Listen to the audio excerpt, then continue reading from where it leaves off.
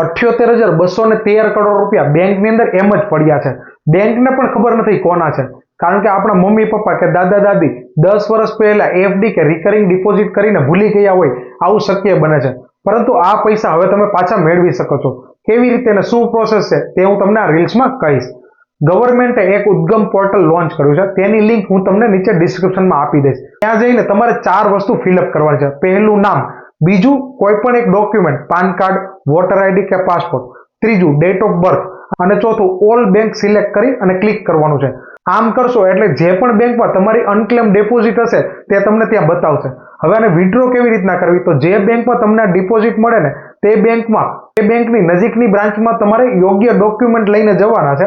તે તમે ત્યાં આપશો ને એટલે તે અનક્લેમ એમાઉન્ટ તમને તે તમારા ખાતાની અંદર રિફંડ કરશે. આ રીલ્સને તમારા બીજા મિત્રો જોડે પણ શેર કરજો, જેથી તે પણ આ ઉદ્ગમ પોર્ટલની ફેસિલિટીનો લાભ લઈ શકે.